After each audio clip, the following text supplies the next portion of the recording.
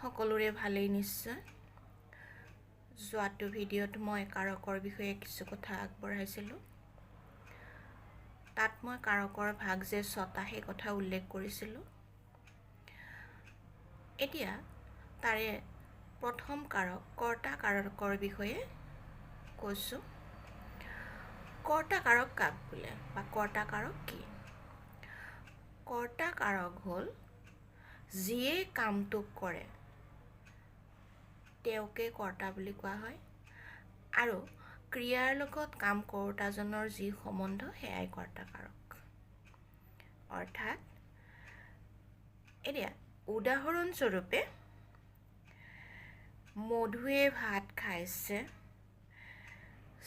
শ্ৰীমন্ত শংকৰদেৱে কীৰ্তন পুথি ৰচনা কৰিছিল।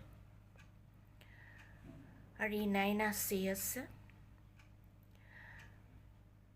আদিত যিটো ক্ৰিয়া, নাচি থকা, কীৰ্তন পুথি ৰচনা কৰা, তাৰ এই ক্ৰিয়াবিলাকৰ লগত শংকৰদেৱ, ৰীণা আদিৰ সম্বন্ধ আছে। গতিকে ইয়াত এইকেইটা কৰ্তা কাৰক। কৰ্তা কাৰকত সদায় প্ৰথমা বিভক্তিৰ চিন অ-ই-এ ব্যৱহাৰ হয়।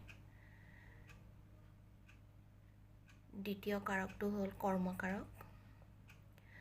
ইয়াত কৰ্তাই যি কৰে সেয়াই কৰ্ম, অৰ্থাৎ কৰ্তাৰ লগত ক্ৰিয়াই যি কাম সম্পন্ন কৰে সেয়াই কৰ্মকাৰক। এতিয়া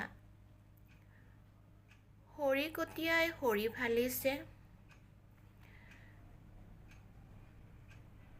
আইতাই নাম গাইছে আদিত আইতা কৰ্তাই নাম গোৱা কামটো সম্পন্ন কৰিছে, বা হৰিকটীয়া হৰি ফলা কামটো সম্পন্ন কৰিছে। কৰ্তা কাৰক কৰ্মকাৰকত সদায় দ্বিতীয় বিভক্তিৰ চিন ক ব্যৱহাৰ হয়, কিন্তু কেতিয়াবা অপ্ৰাণীবাচক শব্দ কি হয়, আমাৰ কটো উজ্জ্ব থাকে। তেতিয়া বাক্যবিলাকত কটো ব্যৱহাৰ নহয়।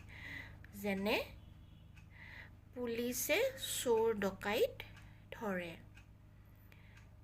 ইয়াত পুলিচে চোৰ ডকাইতক ধৰে, ইয়াতে চোৰ ডকাইতক